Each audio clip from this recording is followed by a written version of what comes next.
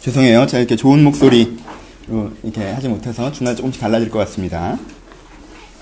80년대 스타일의 설교로 시작을 해볼까요? 보통 80년대는 명언을 인용하면서 설교를 시작합니다. 제가 오늘 하나 적어왔습니다. 오랜만이죠? 이런 거 적어오는 거. 용기를 내서 그대로 생각하는 대로 살지 않으면 머지않아 그대는 사는 대로 생각하게 된다. 기억하라. 생각하는 대로 살지 않으면 사는 대로 생각하게 된다. 폴 발레리의 말이고요. 최근에 힐링 캠프에서 이효리가 인용하면서 유명해진 말입니다. 그렇죠? 저도 이효리께 듣고 지금 찾아봤더니 폴 발레리라고 하더라고요. 이 사람이 뭐 하는 사람인지 잘 모르겠어요. 굉장히 유명한 구절이고요. 많이 들었던 구절이고요. 하지만 다시 한번 들으면서 오늘 설교를 시작하면서 좀 인용하고 싶은 부분입니다. 내가 생각하면서 살지 않으면, 내가 생각하는 대로 살지 않으면 내가 살아가는 대로 생각하게 된다라고 얘기합니다. 그렇죠? 그럼 왜 살아가는 대로 생각해야 되는 게 문제가 있습니까? 왜 우리는 살아가는 대로 생각해서는 안 됩니까? 살아가는 대로 생각한다는 거에서는 세 가지 문제가 생깁니다. 첫 번째, 살아가는 대로 생각하는 게 틀리기 때문에 그렇습니다. 살아가는 대로 생각하면 틀립니다. 살아가는 대로 생각한다는 걸 상상해 봅시다. 지금 북한에 사시는 분들의 상당 부분들은 우리는 북한 주민들이 다 체제에 불만을 갖고 있다는 건 우리의 환상이고요. 그렇죠? 거기에 다니신 분들의 상당수는 진정으로 김일성이 굉장히 좋은 분이시고 김정일도 굉장히 괜찮은 분이시고 또 손자분도 되게 열심히 하시려고 하신다고 생각하고 있을 거예요. 왜? 지금 자기가 보고 듣고 경험하는 게 그런 거니까요. 그렇죠? 그럼 이 사회에서 내가 잘 살려면 뭐가 돼야 된다? 공산당원이 돼야 되는 게 내가 이 사회에서 잘 사는 방법이다라고 생각하실 겁니다. 사는 대로 생각하시는 분들요. 왜요? 그렇게 보이고 그렇게 경험되고 그게 현실이고 실제이기 때문에 그렇습니다. 그렇죠? 이런 생각하는 대로 사는 것들의 문제점을 여러 가지로 인생에서 조금만 뒤로 물러나 생각해보면 알 수 있습니다. 1935년 정도에는요, 우리나라 독립할 거라고 생각했던 우리나라 국민 중에 퍼센트는 굉장히 낮았습니다. 그쵸? 1919년까지는 그래도 우리나라가 독립을 할 거라는 생각들을 했어요. 하지만 30년이 넘어가면서 사람들은 일본이 중국을 침공해서 중국을 어떻게 해버리기 시작하면서부터 자신감을 잃어버렸습니다. 중국이 일본 소나기로 떨어진 걸 보면서 한국이 독립한다는 건 상상이 안 되는 거예요. 그래서 30년대 중반이 되면서 독립운동 쪽에 계시던 분들 많이 친일파로 넘어가는 겁니다. 왜요? 보는 대로 생각한 거죠. 사는 대로 생각한 겁니다. 내가 살아보니까 아니더라라는 거죠. 그렇죠? 좀 더 멀리 가면 1500년, 1600년, 1700년, 1800년대까지만 해도 사는 대로 생각하는 사람은 뭐예요? 나는 노예로 태어났으니까 노예인 거고, 그렇죠? 난 천민으로 태어났으니까 천민인 거고, 저 사람은 양반으로 태어났으니까 양반인 거고, 그게 그 사람들이 사는 대로 생각하는 결론입니다. 그렇죠? 사는 대로 생각하면 안 됩니다. 왜? 그게 틀리기 때문에 그렇습니다. 사는 대로 생각한다는 건 내가 경험하는 현재를 무조건적으로 절대시한다는 뜻이 담겨 있습니다. 그러니까 오늘 설교 제목인데요. 인생을 인생에서 배우지 마십시오. 가장 안 좋은 습관 중에 하나가 우리는 우리의 인생에서 인생을 배운다는 것입니다. 무슨 뜻이에요? 살아보니까 어떻더라 라고 얘기하는 것입니다. 내가 살아보니까 이래. 그쵸? 내가 살아서 경험을 해보니까 내가 이렇게 살아보니까 나는 어떤 사람이더라, 인생은 어떻더라, 세상은 어떻더라 라고 내가 살아본 것으로 말미암아 결론을 내는 태도가 우리 가운데 있다는 것입니다. 근데 그것은 굉장히 큰 실수를 하게 됩니다. 첫 번째 실수는 틀린 답을 정답인 것처럼 받아들이는 오류가 생긴다는 것입니다. 두 번째, 왜 인생을 인생에서 배우면 안 됩니까? 사는 대로 생각하는 사람들의 두 번째 문제는 내적인 문제가 발생하기 때문에 그렇습니다. 사는 대로 생각하는 사람, 인생을 인생에서 배우는 사람들의 특징, 두 번째 내적 특징은 다 네 가지가 있는데, 첫 번째 거만해집니다. 사는 대로 생각하는 사람은요, 인생으로부터 인생을 배운 사람, 인생으로부터 삶의 지침을 배운 사람들은요, 누군가 얘기를 해도요, 내가 살아보니까 안 그래 라고 합니다. 이게 절대적인 기준이 됩니다. 이게 어느 정도 절대적인 기준인지 아세요? 하나님이 말을 해도 그건 그게 아니라고 얘기합니다. 성경이 그렇게 성경이 이렇게 말씀하십니다. 성경이 그렇게 말씀하시지만 그냥 성경이니까 그러는 거고, 내가 살아봤는데 안 그래. 하나님이 당신과 함께 하십니다. 내가 살아보니까 함께 안 하시던데? 하나님께서 당신을 인도하십니다. 내가 살아봤는데 하나님 별로 인도 안 하시는데.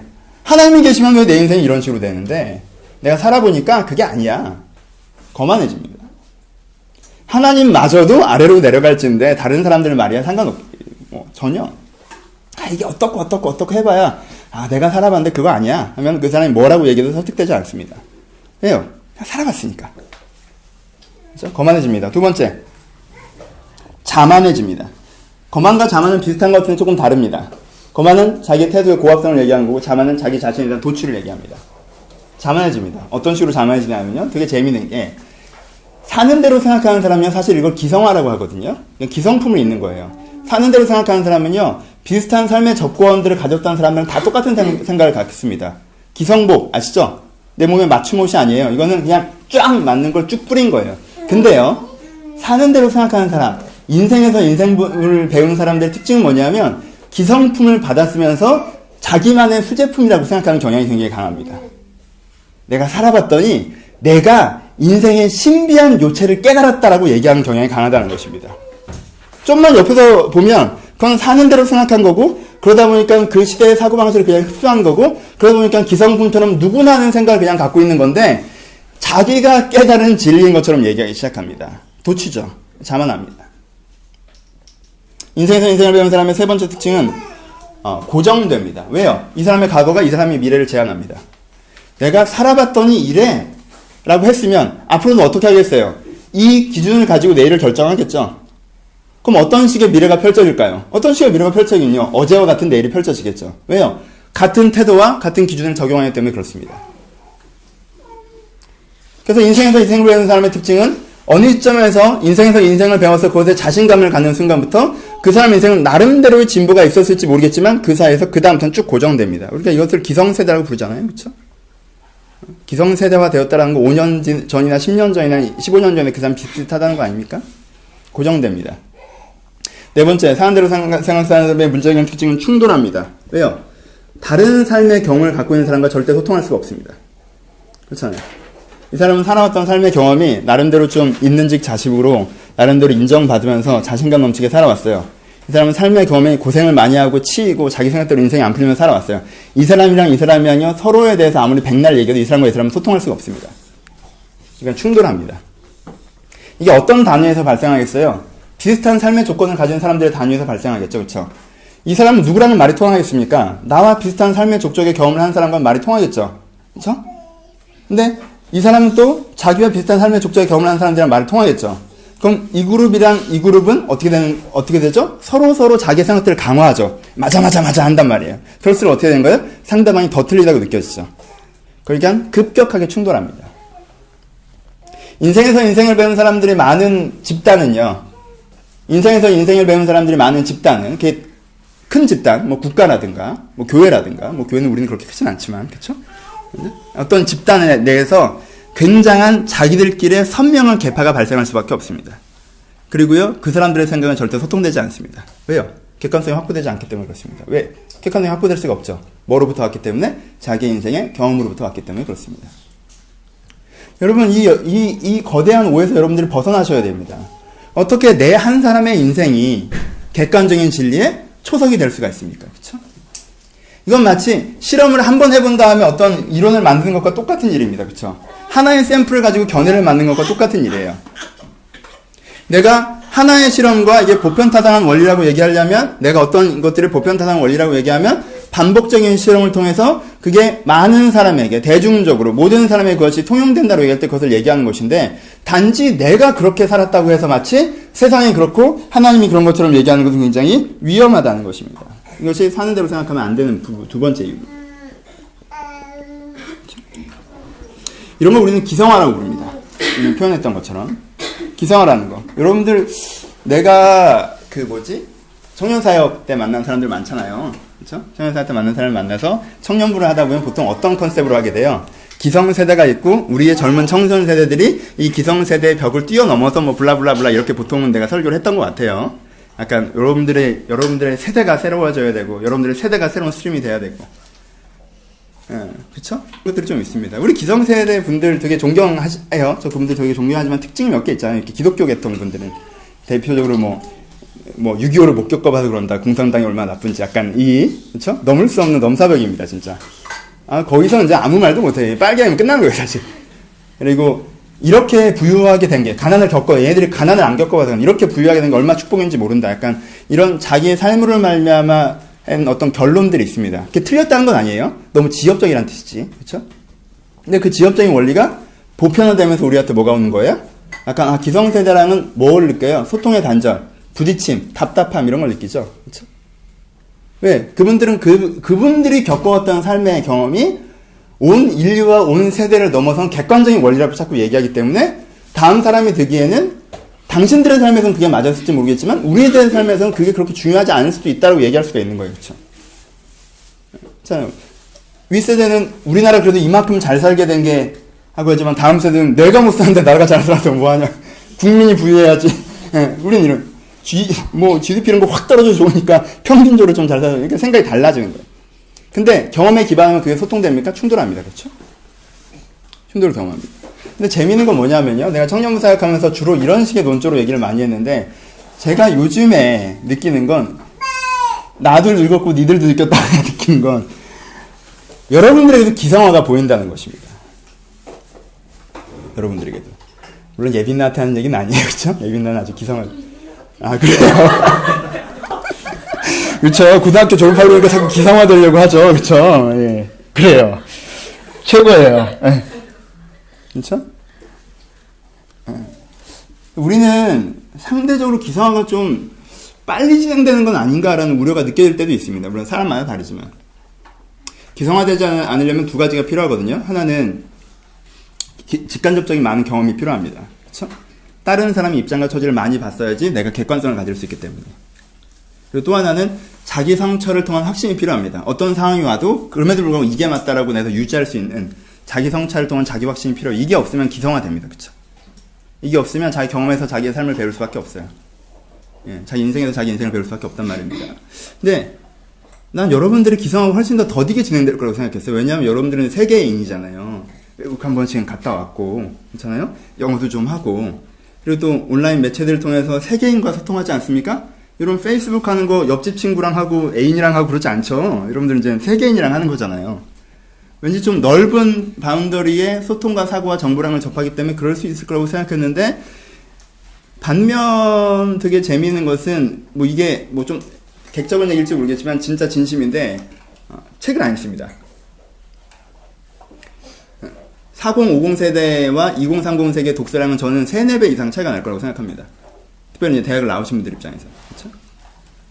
그러니까 이게 직접 몸으로 겪은 건 지금 세대가 더 많을지 모르겠는데 책이나 매체를 통해서 간접적으로 겪은 건 윗세대가 더 많으면서 오히려 기성화가 4050 세대가 조금 더 더디게 진행된 거 아닌가. 오히려 2030 세대가 훨씬 더 빠르게 진행되는 거 아닌가. 그러니까는 2030 세대가 주로 자주 쓰는 논리 중에 하나가 내가 겪어보니까 내가 살아보니까 이건 진짜 맞고 저건 진짜 틀리고 패턴이 생긴다는 거죠. 그렇죠? 객관화가 확보되지 않는다는 것입니다. 이게 우리의 특징이에요. 그래서 여러분들이 긴장하지 않으면 내가 긴장하지 않으면 우리는 인생으로부터 인생을 배워서 자만하고 거만하고 교착 상태에 빠지면서 충돌하는 그런 굉장히 자기는 잘났다고 생각하나 누가 봐도 초라하기 짝이 없는 내면으로 몰락할 수 있다는 것입니다. 그렇죠? 기성화를 최대한 늦춰야 됩니다. 70대까지 늦춰야 되는 거예요. 그래서 청년으로서 살아가야 되는 것입니다. 다른 표현으로 내적으로는 육적으로는 어떨지 모르겠지만 내적으로는 지속적으로 성장하는 사람으로서 살아가야 된다는 것입니다. 그래서 스스로 물어보십시오. 내가 기성화되고 있지는 않은지. 우리 시대에 통용되는 가치는 두 가지입니다. 하나, 학교에서 배우는 거죠. 인간을 구성하는 3요소는 뭐예요? 학교에서 배우는 거? 성격, 외모입니다. 그쵸? 이게 우리가 중고등학교, 대학까지 하는 인간을 구성하는 3요소입니다. 얘가 공부를 잘해. 내가 성격이 좋네? 외모도 괜찮아. 얘는 참 인간이에요. 그쵸? 여러분들 사람들을 판단하는 기준들을 보십시오. 여러분들 배운 기준들을 보십시오. 그쵸? 인간을 바라보면서 뭐랄까? 이 사람의 성격과 이 사람의 학력과 이 사람의 외모를 봅니다. 그건 누가 이 사회에서 존재 가치가 없는 사람으로 취급되면 왕따 당합니까? 못생긴 게 성격도 안 좋으면서 공부도 안 하는 애들을 사람들이 대접을 안 해주는 거야, 애들이. 왜요? 그렇게 인생을 통해서 배웠으니까. 그렇죠? 그 다음에 나이 좀 먹으면 뭐가 있죠? 사회생활 하면은 연봉, 이름, 여가입니다. 그렇죠? 어떤 인생이 참된 인생이에요? 인생을 구성하는 3요소는 연봉이 높아야 되고 돈만 많이 주면 안 돼요. 돈만 많이 주고 집에 안 보내주면 안 된단 말이에요. 그렇죠? 여가 생활이 있어야 되고 그리고 내가 어느 직장 다니는지 얘기하면 다른 사람이 알아야 돼요. 그렇죠? 이름이 있어야 된다는 거죠. 이름, 연봉, 여가. 인생을 구성하는 3요소입니다. 그렇죠? 그래서 내가 내 인생을 바라보고 내가 나라는 사람을 바라보는 데 있어서 나는 성격이 좋고 외모도 괜찮고 웬만큼 공부도 하니까 난 괜찮은 사람이고, 나는 이름 있는 직장에 다니고 연봉도 괜찮고 나름대로 여가 시간에 내가 취미생활도 잘하고 있으니까 괜찮은 인생을 살고 있는 거고, 이게 굉장히 초라하기 짝이 없는 요즘 시대를 그냥 살면 사는 대로 배울 수 있는 인생관입니다. 그렇죠? 요즘 시대를 그냥 인생으로부터 인생을 배워버린다면, 여러분들이 사는 것부터 여러분들의 가치관을 형성시켜버린다면 여러분들이 이렇게 생각하게 됩니다. 근데 여러분 얼마나 웃깁니까?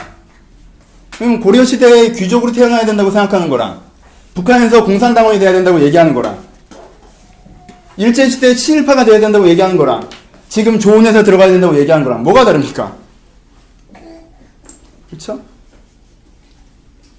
그러니까 그게 엄청난 인생의 진리고 가치인 것처럼, 여러분들의 삶으로부터 깨달는, 그래도 사람이 이 정도 이게 있어야 되는 거야.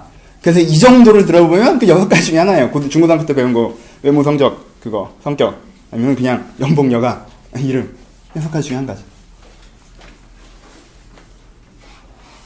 여러분 혹시 이런 인생부터 인생을 배워서 요즘에 기성품처럼 길거리에서 팔아먹고 있는 6가지 가치를 여러분들의 삶의 뜻으로, 깨달음으로, 자부심으로, 혹은 결여로 갖고 계시는 않으십니까? 그런 시대에 현전 한계를 갖게 됩니다. 로마서 본문을 읽어놓고 너무 딴 얘기를 많이 했습니다. 미리 설명을 하고 본문으로 들어가려고 했습니다. 로마서 이 11장을 얘기를 하려면 오해가 많이 할 수 있는데, 11장은 사실 9장부터 시작됩니다. 9장으로 가볼까요? 9장 1절과 2절을 제가 읽어드리겠습니다. 내가 그리스도 안에서 참말을 하고 거짓을 말하지 아니하노라. 내가 큰 근심이 있는 것과 마음에 그치지 않는 고통이 있는 것을 내 양심이 성령 안에서 나로 더불어 증거하노니, 나의 형제 곧 고르게 친척을 위하여 내 자신이 저주를 받아 그리스도에서 끊어질지라도 원하는 바라. 저희는 이스라엘 사람들이라 저에게는 양자됨과 영광과 언약과 율법을 세운 것과 예배와 약속들이 있었고 총들도 저희 것이오 하면서 이스라엘 얘기를 하기 시작합니다. 이스라엘에 대해서 얘기하는데 뭐라고 얘기해요? 나도 이스라엘 사람이다. 이스라엘 사람들이 뭐 되지 않은 것을, 복음화되지 않은 것에 내가 치열한 상처를 갖고 있다라고 얘기를 하고 있어요. 그렇죠? 이 얘기를 왜 시작하는지 여러분들이 이해하셔야 됩니다. 그 당시에 삶에서 삶을 배우는, 인생에서 인생을 배우는 교회 내에서 유포되는 이슈 중에 하나가, 사고방 중에 하나가 뭐냐면 요 사건에 대한 것이었습니다. 뭐예요? 이스라엘이 복음화되지 않는다는 것입니다. 그렇죠? 초기 베드로로 인해서 예루살렘 교회가 세워졌습니다. 근데요, 예루살렘에서 핍박을 굉장히 잘했어요. 그래서 예루살렘 교회가 깨졌습니다. 예루살렘 교회가 메이저 교회가 아니라는 거예요. 예루살렘 교회는 위축돼 있었고 안디옥이나 이런 데가 메이저 돼서 세계 선교를 담당했습니다. 그렇죠? 그러니까 질문이 생기는 겁니다. 왜 유대는 변화되지 않느냐라는 거죠. 예수님이 유대인이고 예수님께서 유대 땅에서 십자가를 돌아가셨고 예수님께서 유대 땅에서 구원을 선포하셨는데 유대인한테는 이 복음이 잘 안 먹힌다라는 거예요. 그렇잖아요. 유대인이 먼저 7, 80%가 개종이 확 돼야 될 거 아니에요. 그래서 예루살렘과 유대와 사마리아와 땅끝까지 땅끝까지잖아요. 근데 이게 빠놓고 보면 예루살렘과 유대와 사마리아와 땅끝까지가 아니라 예루살렘 잠깐 하다가 유대 잠깐 하다가 사마리아에서 대박나고 땅끝에서 진짜 대박난 거예요. 그렇죠? 그러니까 뒤가 무너지고 있다는 거예요, 느낌에. 이게 두 사람의 청자들에게 이런 식의 사고방식을 만들게 되면, 첫 번째 유대인들에게는, 유대인들은 내 이해관계죠. 지금 바울의 입장이죠. 그렇죠? 그러니까 이게 섭섭해요, 안 섭섭해요? 섭섭하죠. 섭섭하면서 이 자기가 체험한 것들을 통해서 해석을 만들기 시작합니다. 자기의 인생의 경험을 통해서 철학과 신학을 만들기 시작해요. 그럼 어떻게 돼요? 아, 하나님이 유대인은 구원하지 않으시네 라는 건 두 가지 중에 한 가지 전제를 만들게 되는 거죠. 하나는 하나님이 유대인은 구원할 수는 없을 정도로 무능하든가, 아니면 유대인은 이젠 쓸 효용가치가 사라졌으니까 버리는 것이든가, 하나님은 무능하든가 잔인하든가. 그렇죠? 이런 식의 사고방식이 발생한다는 것입니다. 뭐로부터 뭘 배우는 거예요? 환경과 상황과 인생으로부터 인생을 배우는 것이죠. 하나님을 규정하는 것이죠. 자기가 겪은 것을 우위에 두고, 자기가 인생에서 겪은 것을 우위에 두고 하나님을 평가하고 판단하는 것이죠. 내가 겪어보니까 하나님은 잔인한 거야. 내가 겪어보니까 하나님은 무능한 거야. 왜 유대인이 구원받지 못하고 있잖아. 이걸 어떻게 설명할 거냔 말이야. 하나님이 잔인한 거는 무능한 거지. 우리도 가끔 하는 거죠. 그렇죠? 하나님 때문에 내 인생에 이런 일이 생겨. 이거 하나님 왜 이렇게 친 거야? 하나님 무능한 거나. 내가 교회를 지금 몇 년을 다녔는데 내가 변화가 안 돼. 복음이 무능한 거지. 정말? 그렇게 열심히 다녔어? 이런 식의 일반화를 우리가 한다는 것이죠. 헬라인들에 대해서는 이게 의구심의 문제입니다. 이제 뭔가 그렇잖아요. 뭔가 그래도 이제 수천 년 동안 이게 유대인의 종교인데 이 종교의 예언대로 메시아가 와서 보편화된다는 게 이 사람들의 논리인데 막상 유대인들은 안 믿는단 말이에요. 그리고 이단이라고 그래요, 자꾸. 그러니까 이제 믿긴 믿었는데, 그쵸? 이런 문제가 초기 기독교에도 많이 발생했습니다. 유대인들이 쫓아와가지고 그건 참된 복음이 아니라고 설명해서 이단들은 바로 그 사람들이랑 맨날 싸우잖아요. 할례를 받네 안 받네 이렇게 싸우는 이유가 이게 유대인들이 와서 이게 전통 유대교가 아니다 지금 이렇게 세례만 받으면 끝이라고 얘기하는 게 이게 아니다라고 얘기한단 말이에요 자꾸. 그러니까는 이 헬라파에서는 유대가 완전히 기독교화되지 않은 게 왠지 이 기독교에 대한 정통성에 이거 믿어도 되나? 약간 잘못된 일이 아닐까? 이런 식의 의구심을 들게 만든다는 거죠. 야, 그게 진짜 복음이면 유대 먼저 변화시켰어야지. 유대인들을 믿고 있어야지. 성경을 제일 잘하는 사람들은 안 믿고 성경을 잘 모르는 사람들은 믿는다는 건 뭔가 문제가 있는 거야. 이런 식의 논리가 형성되는 거죠. 그렇죠? 이게 당시 로마 교회에서 유행하던 사고방식이었습니다. 그래서 바울이요 1장에서 8장까지요 복음의 요체를 설명합니다. 기독교 교회를 다 때려넣었어요. 1장에서 8장까지. 근데요 여기서 9, 10, 11장이라는 3장이라는 엄청난 분량을 들여서 이 이슈 하나를 설명하는 거예요. 이게 로마 교회 굉장히 큰 이슈이기 때문에 그렇습니다. 로마 교회 문제가 뭔지 아시겠죠? 로마 교회가 바로 인생에서 인생을 배운 사람들이라는 거예요. 환경에서 신학을 배운 사람들이에요. 경험에서 철학을 세우는 사람들입니다. 그러면서 자기 경험으로 말미암아 자기 환경으로 말미암아 자기 인생으로 말미암아 세워진 그 신학과 철학과 신념이 굉장히 심오한 깨달음인 양 이렇게 하고 있는 거죠. 그것 때문에 이들의 신앙의 진보가 멈춰지고 이들 가운데 오해들이 발생하고 그 오해를 굉장히 큰 깨달음인 양 하나님 앞에서도 자신감 있게 떠드는 이 사람의 신앙적 진보가 막혀지는 상황이 발생하기 시작한다는 것입니다. 바울이 이런 이들에게 권면하는 것들을 설명하는 부분들이 9, 10, 11장에 나오고요. 설명이 끝난 다음에 그러니까 어떻게 하라고 권면하는 것이 우리가 오늘 읽은 본문의 부분들입니다. 여러분 행여 자꾸 인생에서 인생을 배우십니까? 인생에서 신학을 세우십니까? 내가 겪어봤더니 하나님이 이런 분이신 것 같다. 내가 겪어봤더니 인생은 이런 것 같다. 내가 겪어봤더니 난 이런 사람인 것 같다. 자꾸 이런 생각이 드십니까? 여러분 오늘의 말씀을 들으시고요. 여러분들 그것들에서부터 자유해지셔야 됩니다. 여러분들이 그렇게 인생에서 인생을 배우기 때문에 인생에 진보가 없는 겁니다. 여러분 이것에부터 자유하시라는 결단들이 필요합니다. 그러니까 좀 어른들이 들으면 되게 재미있는 설교죠. 이 나이대가 모여 앉아가지고 그쵸? 인생에서 인생을 배우면 안 되고 이런 나이대가 좀 더 편하게 할 수 있는 설교인지도 모르겠어요. 여러분 그러니까 여러분의 마음 가운데 내가 살아보니까 내가 어떤 사람이구나, 살아보니까 세상이 이렇구나, 살아보니까 인생이란 게 뭐구나 이런 생각이 들잖아요. 그럼 겸손하셔야 됩니다. 그게 사단의 음성이라고 생각하셔야 돼요. 살다 보니까 인생에 이런 측면도 있구나, 나에게 이런 부분도 있구나, 이런 게 있을 수도 있겠다 라고 오픈 엔딩으로 하셔야지 거기서 결론을 내버리시면 큰일 난다는 거예요. 해봅시다. 그럼 어떻게 이 문제를 해결해야 되는가? 첫 번째 바울이 제시하는 건 뭡니까? 너희는 12장 제 순서는 약간씩 바뀌었는데요. 첫 번째 바울이 제시하는 건 저는 12장 2절에서 드리겠습니다. 너희는 이 세대를 본받지 말라라고 얘기합니다. 바울이 맨 처음에 제가 생각하는 논리 순서에서 여러분들이 맨 먼저 해야 되는 것은, 여러분들 내가 자꾸 세상에서 세상을 배우고 인생에서 인생을 배운다고 생각하시면 여러분들이 맨 먼저 해야 되시는 것은 내가 이 세대를 본받지 않기로 스스로 결정하셔야 됩니다. 이 세대를 본받지 않기로. 이 세대를 본받는다는 얘기, 이 말씀처럼 너무 지엽적으로 해석되는 말씀이 없습니다. 여러분 이 세대를 본받지라는 말씀을 정확하게 이해하셔야 됩니다. 이미 설명했습니다. 그렇죠? 레이디 가가 공연 안 보러 가고 이런 게 이 세대를 본받지 않은 게 아니에요. 자꾸 싸워 쪽팔리게. 양쪽 다 저는 약간 문제가, 양쪽 다라는 표현이 어떨지 모르지만 좀 다른 얘기지만 양쪽 다 그런 것 같아요. 이게 모르겠지, 비슷한 부분인데 자기가 겪은 걸로만 상대방을 보니까 이렇게 됩니다. 그쵸? 이쪽은 자기가 레이디 가가 누구신지도 모르다가 인터넷 보시면은 이렇게 잘 이렇게 편집된 동영상이 있거든요. 한 4분짜리. 그거 보시면요. 레이디 가가 그렇게 나쁜 사람이에요. 제가 봐도 나쁜 여자더라고. 네? 그것만 보시면, 그쵸?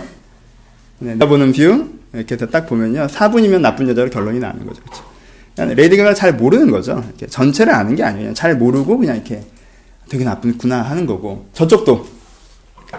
이렇게 레이디 가가 나쁘다고 하시는 분들이 나쁜 분들이 아니에요, 되게. 그쵸? 그분도 되게 선량하신 분들이고 되게 착한 분들이고, 그래서 뮤직비디오 같은 거 봐도 깜짝깜짝 놀라고, 그래서 투명한 수면곡 보면 되게 무섭고 막 이런 분들이란 말이에요. 좋은 분들이에요, 되게.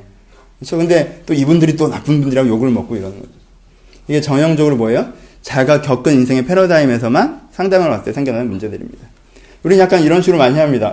좀 다른 얘기지만, 저 레이디 가가 사태를 보면서 어릴 때 생각났었어요. 여러분들은 그런 거 있었어요?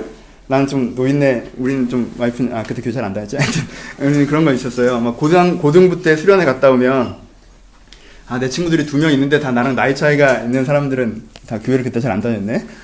자웅이랑 이러면. 고등부 때 수련회 갔다 오면 우리 막, 세상과 끊어지겠다고 가요 테이프 불태우고 그랬어요. 웃죠? 우리 진짜 했어요. 내가 막 그때, 고등학교 가서, 고등부 수련 가서 은혜 받고 오면 집에 가서 이문세 테이프 갖다 와서 이성희 테이프 가서 어호야 둥기둥기 태우고 말이단 말이야. 네. 그리고 나 중학교 때는 라이온킹 뉴에이지라고 보지 말라고 그랬었어요. 라이온킹. 뉴에이지예요. 왜냐면 사자가 말을 하거든요. 여러분 윤도현 밴드 공연 이런 데 보시면 안 됩니다. 왜요? 야, 오늘 죽어보자! 자살 조장합니다. 네. 약간 그런 해프닝들이 있어요. 되게 이렇게 착한 사람들인데 서로 되게 이렇게 오해들이 좀 쌓입니다. 그렇죠? 우리는 자꾸 어떤 경향이 있어요? 세속을 너희가 이 세대를 본받지 말고 너희가 세속에 물들지 말라라고 하면요. 굉장히 현상적으로 굉장히 지엽적으로 설명하고 싶어 해요. 눈에 딱 띄는 하나를 캐치해내고 싶어 한단 말이에요. 저기 가면 안 되고 이거 보면 안 되고 이거 먹으면 안 되고 이거 하면 안 되고 이런 식으로 접근하고 싶어 해요. 하지만요. 여러분들이 지금 본받고 있는 세속이 뭔지 아시겠습니까? 여러분들이 인생을 살아서 그 인생에서 여러분들이 진리를 깨우치면요. 내가 살아보니까 이렇더라고 얘기하는 것 자체가 이 세대를 본받는 겁니다. 그렇지 않아요? 내가 이 세대를 살아보니까 이렇더라고 얘기하는 게 그게 이 세대를 본받는 거예요. 그럼 이 세상을 여러분들이 영적인 결단도 없이 하나님과 함께 하심도 없이 성령의 반전과 계기도 없이 그냥 살아보면요. 무슨 결과가 나오겠어요? 요즘 세상은 이렇다라는 결과가 나오겠죠. 근데 여러분은 그렇게 살아놓고는 이게 맞다라고 얘기하기 시작한다는 말이에요. 그게 뭐예요? 이 세대를 본받는 거예요. 별거 없어요. 인간을 구성하는 삶에서 공부, 얼굴, 성격, 인생을 구성하는 삶에서 여가, 성공, 뭐 이름 이거 다예요 사실. 차라리 성리학 시대 때는 좀 더 복잡했죠. 조선시대가 사실 차라리 그런 면에서는 지적으로 철학적으로 조금 더 성숙한 사회라고 볼 수도 있어요. 신분제도가 있어서 그렇지. 그러면 이 세대를 본받지 말고 해서부터 시작해야 됩니다. 뭐예요? 내가 살다가 세상이 이러네? 살아보니까 이러네? 그러니까 내가 이렇게 해야겠네? 라는 식으로 곧장 넘어가지 않으려는 자기 결단이 필요합니다. 그럼 이 세대를 본받지 마십시오. 인생에서 진리를 캐내지 마십시오. 진리에서 인생을 캐내는 것입니다. 거꾸로 가고 계시는 거예요. 두 번째, 바울이 강조해서 얘기하는 건 그 앞부분에 나와 있습니다. 깊도는 하나님의 지혜와 지식에 부여하며 그의 판단은 측량치 못할 것이며 그의 길은 찾지 못할 것이로다. 누가 주의 마음을 알았느냐? 누가 그의 모사가 되었느냐? 누가 주께 먼저 들여서 값으심을 받겠느냐? 모든 것이 만물이 주께로서 나오고 주로 말미암고 주에게로 돌아갑니다. 라고 얘기합니다. 여러분 지금 바울이 무슨 얘기를 하고 있는 것입니까? 근데 오해하시면 안 됩니다. 많은 사람들이 이 구조를 무지의 장막으로 오해합니다. 넌 잘 깊도는 하나님의 지혜와 지식에 부여하며 잘 모르겠지? 네가 사람이라 그래. 하나님은 아신다? 주의 뜻이 있겠지. 근데 그럼 나는 어떻게 된 거야? 알아요? 몰라요? 몰라요. 그렇죠? 그래서 말습관처럼 그래 주의 뜻이 있겠지. 그래 주의 뜻이 있겠지. 하지만 그 주의 뜻은 어디에 있습니까? 저 무지의 장막 너머에 있죠. 난 주의 뜻을 알 수가 없어요. 그렇죠? 난 주의 뜻을 모르겠어요. 근데 주의 뜻이 있긴 있을 거야. 근데 깊도는 하나님의 지혜와 지식에 부여하며 그의 판단 측량치 못한다고 했으니까 그건 내가 모르는 거야. 그러니까 네가 이해가 안 되고 몰라도 그냥 그래도 하나님의 뜻이 있으려니 하고 살다 보면 어느 날 그것을 깨닫기도 할 거야 라고 얘기하는 것으로 이 구절을 해석하면 산으로 가는 겁니다. 왜요? 지금 바울은요 9장, 10장, 11장에도 주의 뜻이 무엇인지 다 설명을 했기 때문에 그렇습니다. 바울은 유대인의 불신의 문제에 대해서 주의 뜻이 있겠지라고 얘기한 게 아니에요. 유대인의 불신의 문제에 대해서 유대인들이 왜 불신하는지에 대해서 설명하면서 유대의 진정한 의미가 무엇인지, 현대 유대인들의 문제가 무엇인지, 하나님께서 이 유대인 문제에서 대안적으로 어떻게 하고 계신지, 그분을 우리는 어떤 식으로 적용해야 되는지 다 설명했습니다. 그 깊은 하나님의 지혜는요, 지금 바울이 9장, 10장, 11장에 다 설명을 해줬어요. 그래서 이 시점에서 그 사람들이 느껴야 되는 건 뭐예요? 그 사람들은 이걸 다 읽으면서 오늘 사실은 그걸 다 설명을 해야지 되겠지만, 그러면 이제 여러분들이 또 주무시고 또 가시고 그러니까, 이게. 그쵸? 그걸 다 설명을 들었다고 생각해 보세요. 아, 나는 유대인들이 안 믿으니까 하나님이 잔인하거나 무능하네라고 생각하고 있었는데, 바울이 그렇게 간단하게 생각할 문제가 아니라, 이게. 그렇게 그냥 툭 한 다음에 툭 이렇게 생각할 문제가 아니라, 하나님께서 어떤 생각이 계셨고 유대의 진정한 의미는 무엇인데 유대들이 어떻게 반응해서 하나님께 어떻게 대안을 내고 계시며 그래서 현재 상태는 어떻게 된 것이었고 그 문제를 파악하는데 이런 관점을 봐야 된다는 걸 바울이 세세하게 다 설명해 줬어요. 그럼 처음에 하나님은 잔인하거나 무능할 거야 라고 생각했던 사람은 이 9장, 10장, 11장 읽으면서 무슨 마음이 들겠습니까? 내가 정말 멍청하구나라는 마음이 들겠죠. 내가 정말 무식하구나라는 마음이 들겠죠. 내가 그 깊은 하나님의 생각을 알려고 하지도 않고 얕게 내 생각으로 결론을 내버린 다음에 뭔가 아는 양 부럽구나라고 겸손해지겠죠. 그렇죠? 바울이 그 액센트를 얘기하는 것입니다. 알려고 하지 말라고 얘기한 게 아니에요. 뭔가 있으라고 얘기한 게 아니에요. 바울이 얘기한 건 그거예요. 상황에서, 경험에서 결과를 휙 갖고 오지 말고 거기에는 뭐예요? 깊은 하나님의 뜻이 있으니까 그 부분들을 어떻게 하나님 앞에서 더 진지하게, 더 고민하며 더 천착해서 알아가야 된다라는 거죠. 그쵸? 그래서 지금 뭐라고 하고 있어요? 깊던 하나님의 지혜와 지식에 부여하면 얘기한 다음에 10장에서 뭐라고 얘기합니까? 그래서 너희가 하나님의 선하시고 기뻐하시고 온전한 뜻이 무엇인지 분별하도록 하라고 얘기하는 거죠. 그쵸? 그러니까 뭐가 되는 거예요? 내가 이 환경에서 그냥 정답을 내는 것이 아니라 하나님 무지하거나 무능해, 하나님은 잔인하거나 무능해 정답을 내는 것이 아니라 깊은 하나님이 무엇인지 있다는 것들을 기억하고 내가 인생 그 뜻을 찾아서 알아보고자 하는 그 태도가 필요하다는 거죠. 바울이 스스로 뭐라고 얘기하는 거예요? 나도 너희 같은 고민에서부터 출발했다라고 하는 거죠. 나도 이스라엘이 구원받지 못한 것이 안타깝고 차라리 내가 버림받지라도 이스라엘이 구원받으면 좋겠는데 라고 내 가족에 대한 슬픔이 내 안에 가득한 데부터 시작해서 내가 이것들을 깨달아 알아왔다라는 거예요. 그렇죠? 그러니까 두 번째 여러분들이 해야 되는 건 뭐예요? 이스라엘을 본받지 말고 하나님의 그 위의 뜻이 있다는 걸 인정해야 된다는 것입니다. 그러니까 여러분들 위치, 포지션을 잘해야 된다는 거예요. 내가 경험을 위에 두고 하나님을 아래 두지 말고, 오케이? 내가 살아봤는데 하나님이 뭐가 선해? 하나님 뭐가 유능해? 하나님 뭐가 날 사랑해? 내가 겪어봤는데 안 그러던데 이러지 말고 이러란 말이에요. 그렇죠? 하나님은 선하시고 인자하시고 어떤 계획을 갖고 있다고 하시고 내 삶에 어떤 생각들을 갖고 계신다고 하는데 내가 그것들을 어떻게 하자? 그 선하시고 기뻐하시고 온전하신 뜻이 무엇인지 분별을 해보자. 그런 태도를 가져야 된다는 거죠. 그렇죠? 바울이 도전하는 부분들은 이 부분들입니다. 세상으로부터 인생을 배우는 것이 아니라 하나님부터 인생을 차근차근 배워나가려고 하는 태도. 조금만 새로운 걸 겪으면 그것이 엄청난 깨달음이냐? 그것을 내 인생의 어떤 모토와 기준으로 삼아버리는 우리의 그 조급함과 촌박함을 좀 내려놓고, 그렇죠? 진짜 하나님에 대해서 알아가고자 하는 이 태도가 우리 가운데 필요하다는 것입니다. 이것이 바울이 얘기하는 우리 가운데 두 번째 방법입니다. 선하시고 기뻐하신 온전하신 뜻. 얼마나 멋진 말입니까? 선하다는 것은 그게 맞다는 뜻입니다. 그렇죠? 기뻐하신다는 그게 좋다는 뜻이에요. 온전하다는 것은 그것이 보편성을 갖는다는 뜻입니다. 그렇죠? 모든 것이 협력된다는 뜻이에요. 거기 그런 뜻이 분명히 있다면요. 여러분 찾으셔야 되지 않겠습니까? 지금 맞는 답은 안 될 것 같죠? 좋은 답은 안 될 것 같죠? 이렇게 해서 모든 사람에게 유익할 것은 없는 것 같죠? 하지만 지금 성경에서 강조하는 건 무엇입니까? 네가 그것을 분별하도록 노력하지 않고 조급한 결론이 돼서 그렇지 거기에 그 뜻이 있다라는 거예요. 그 선하시고 기뻐하시는 온전한 뜻이 거기에 있다라는 것입니다. 그것을 찾아가려고 해야 된다는 것입니다. 그래서 바울에게 우리가 보면 두 번째 방법입니다. 첫 번째, 이스라엘을 본받지 마십시오. 그리고 깊도 하나님의 지혜와 지식에 부여하며 그 위대한 지혜가 있다는 걸 기억하면서 그것을 찾아가고자 하십시오. 이것이 두 번째입니다. 세 번째, 그럼 그 다음에 우리가 어떻게 해야 됩니까? 그럼 어떻게 우리가 이것을 찾아갈 수가 있습니까? 어떻게 그걸 찾아갈 수가 있을까 해서 얘기하는 것이 제가 굉장히 여러 번 설교했던 설교입니다. 그리고 제가 굉장히 좋아하는 구절입니다. 어떻게 하라고 말씀하십니까? 마음을 새롭게 하여 변화를 받고라고 얘기하고 있습니다. 마음을 새롭게 하여 변화를 받고 너희가 하나님의 선하시고 기뻐하시고 온전한 뜻이 무엇이면 분별하도록 하라. 너희가 하나님께서 선하시고 온전하시고 기뻐하시는 뜻이 무엇이면 분별하려면 무엇이 필요하다는 거예요? 마음을 새롭게 하여 변화를 받는 것이 우리 가운데 필요하다고 하는 것입니다. 그쵸? 마음을 새롭게 하는 것은 주어가 누구입니까? 나입니다. 그렇죠? 내가 마음을 새롭게 하는 거예요. 변화를 받는 것은 주어가 누굽니까? 난 변화를 받죠. 하나님께서 변화를 시키십니다. 그렇죠? 그렇죠? 이 내가 하고 하나님께서 하면 동시성이 일어나는 이 새로움의 역사가 내가 하나님을 분별할 수 있는 방법입니다. 이게 뭐겠어요? 기본적으로 기도겠죠. 그럼 새롭게 한다는 의미를 좀 더 봅시다. 새롭게 한다는 건 첫 번째. 아까 이미 얘기했던 것이 들어갑니다. 세속대로 따라가지 않겠다는 결단. 그리고 하나님의 지혜가 거기 있다는 인정. 그래서 그것을 알고자 하는 추구. 이제까지 얘기했던 그 세 가지가 우리가 얘기하는 마음을 새롭게 하는 것입니다. 새롭지 않은 마음은 어떻게 되겠어요? 새롭지 않은 마음은 세속에 물들어가는 침잠. 그렇죠?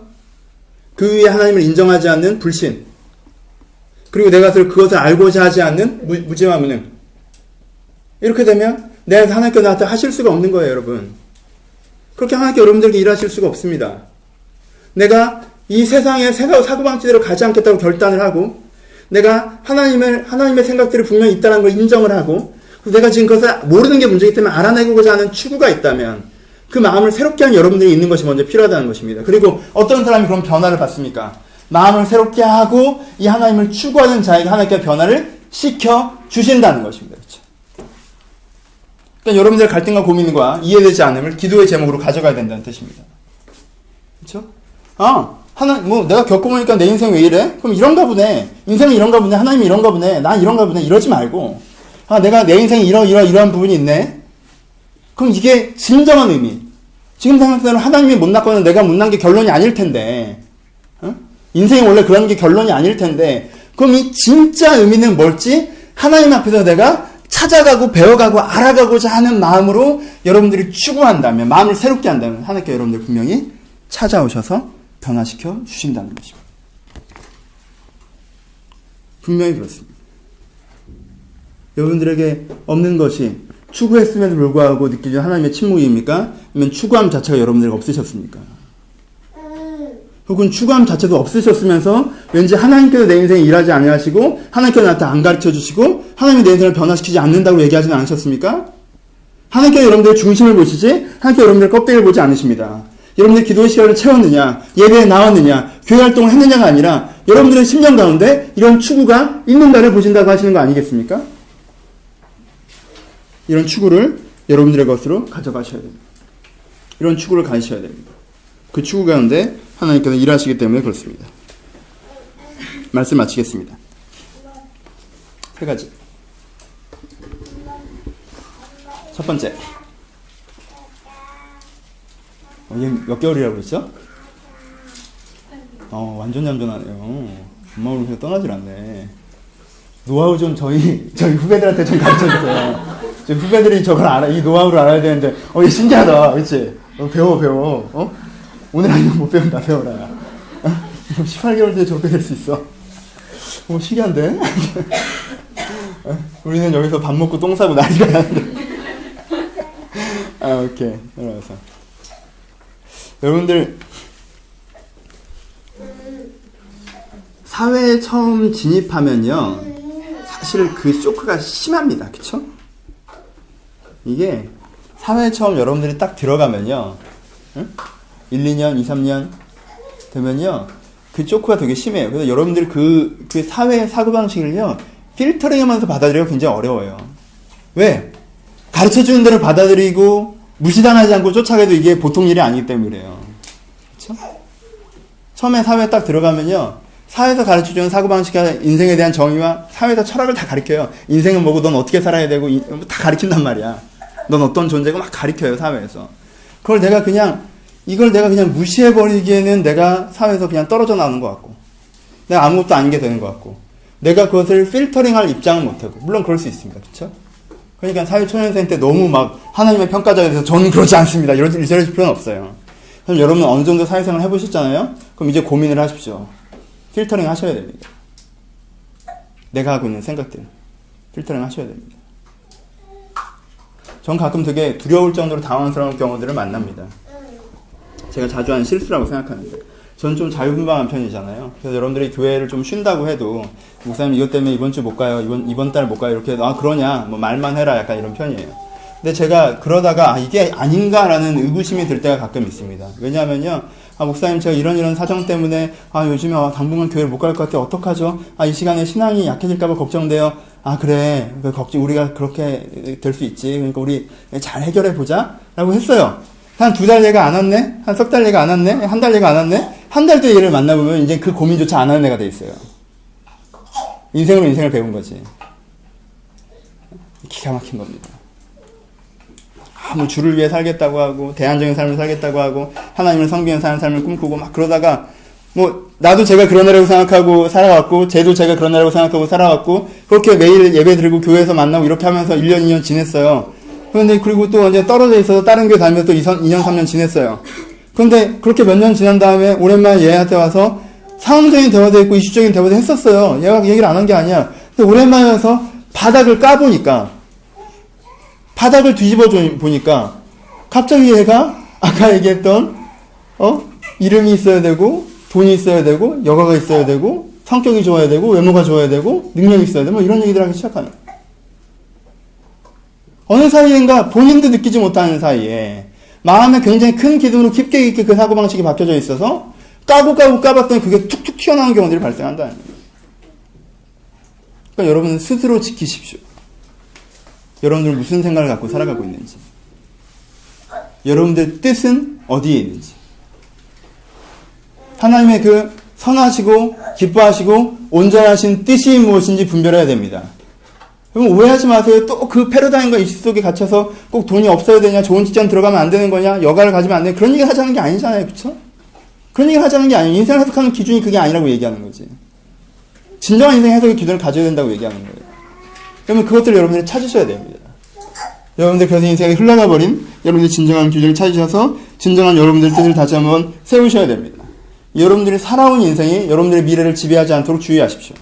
여러분이 겪었던 경험이 여러분들의 철학이 되지 않도록 주의하십시오. 그게 쇠뇌고 그게 주의평 사고방식입니다.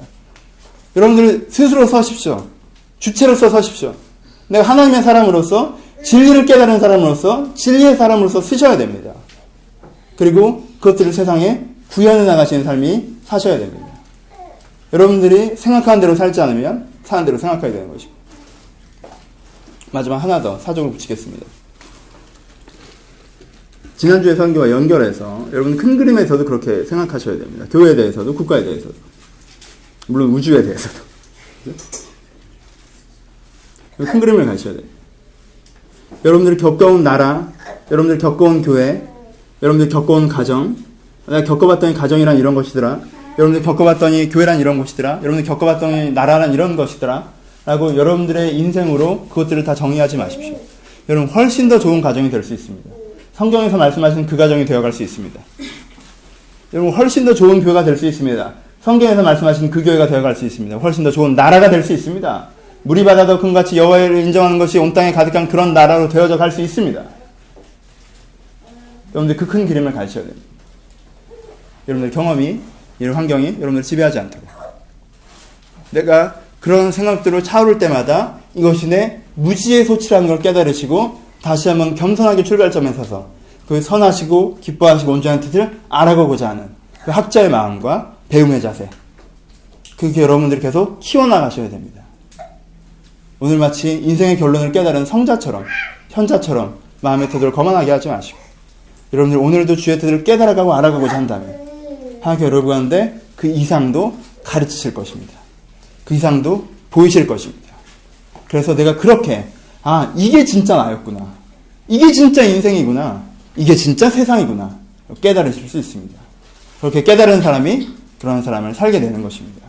이런 더 높은 삶으로, 더 깊은 삶으로 여러분의 자신을 초대하시기를, 이미 여러분들을 초대하고 계신 하나님의 그 초대를 받으셔서 그 초대에 응하셔서 그 하나님의 깨달음으로 인도함 받으시기를 주님의 이름으로 축복합니다.